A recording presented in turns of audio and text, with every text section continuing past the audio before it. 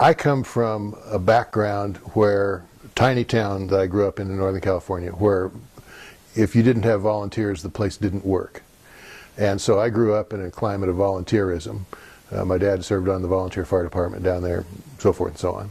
So as I went through my professional life, I was ordinarily involved in service clubs, volunteer activities, and so on. And I learned that you need to do that to make the organizations that you're part of work. So for Sun River, we very much enjoy Sun River, enjoy being here ourselves, enjoy having the family here. I want to make sure this is the best possible place it can be.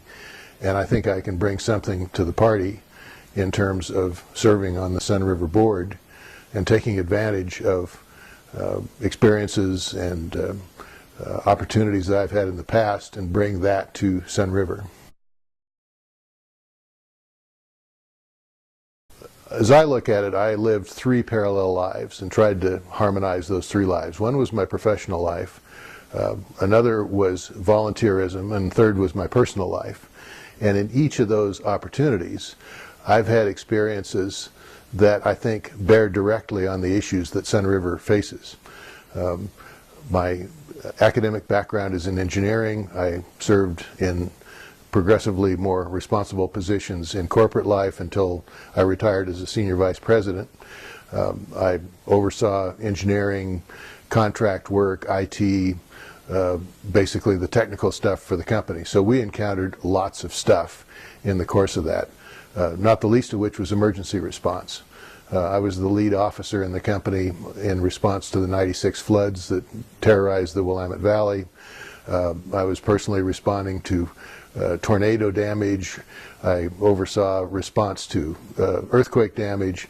So I've had a lot of on the firing line experience in emergency response. But in addition to that, over the years I've been involved in such things as chairing Clackamas County's Pedestrian Bikeway Advisory Committee, served on City of Portland's Noise Review Board. I served on a panel that advised Oregon State Parks on the Willamette River Greenway and the treatment of riparian zones, and so on and so on. So many of these things are issues that are just exactly the kinds of things that we face here in Sun River. In our personal lives, we've been waterfront property owners in Portland for 35 plus years. I have built and maintained my own dock. We've maintained the waterfront environment. So I know what it's like to build and oversee something like the upcoming marine launching facility that the Owners Association is preparing to build. So over and over again, my personal, volunteer, and professional lives have dealt with the kinds of issues that Sun River encounters all the time.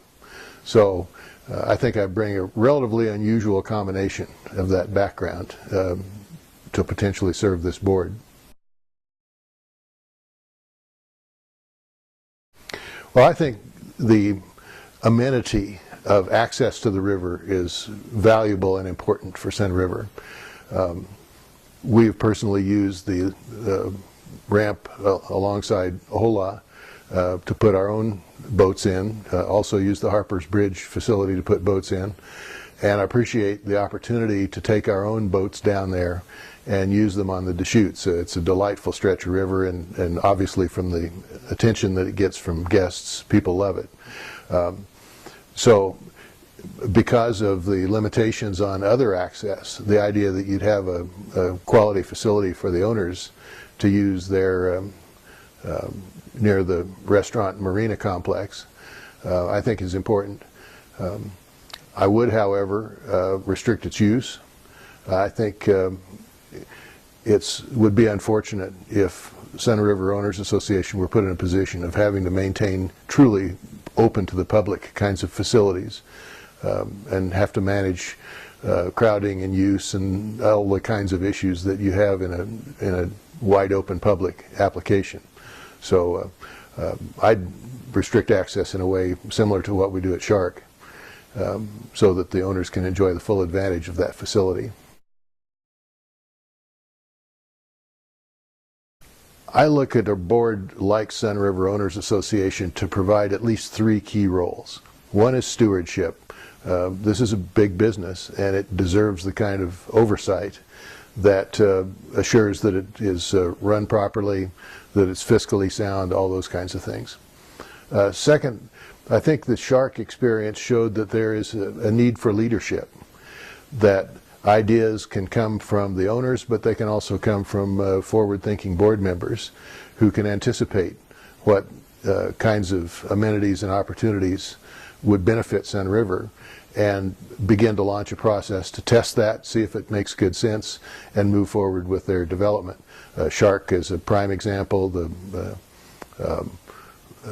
boat launch facility is an example. Pickleball, I think, probably grew out of a request from the owners to provide facilities like that. So I don't think you have to be fussy about where the good ideas come from, but you need to show some leadership in developing them and sometimes initiating them. And finally, I think there's an advocacy role for the board. And the example in front of us immediately is the Water District rate case. There's nobody out there that will advocate, do the studies, show up at the hearings on behalf of the owners unless it's the Owners Association. And you'd like to have a good relationship with the Water District, Sewer District, Service District, Resort, the Village. I think those relationships are important and need to be nurtured and managed carefully. But at the same time, when you have an issue that may involve some differences of opinion, the board should be prepared to advocate for the owners. Somebody else may have coined the phrase, but I'm going to use it shamelessly, and that is, I believe Sun River in particular and Central Oregon in general are what I call an experience economy. The well-being of Sun River relies on people having good experiences here. And everywhere you turn, there's the opportunity to have that good experience. But I think you also have to be relentless in assuring that there are no detracting events that take place. People ought to have pleasant encounters with everybody on the trails, at Shark, and so on. And they're open to guests and owners, and you can't assure every encounter will be civil.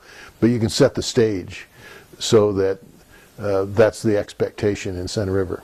So I think a 24/7, never-ending oversight of how the experiences are felt by the owners and guests here is something the board ought to be involved with and concerned about, and look for opportunities to make that better.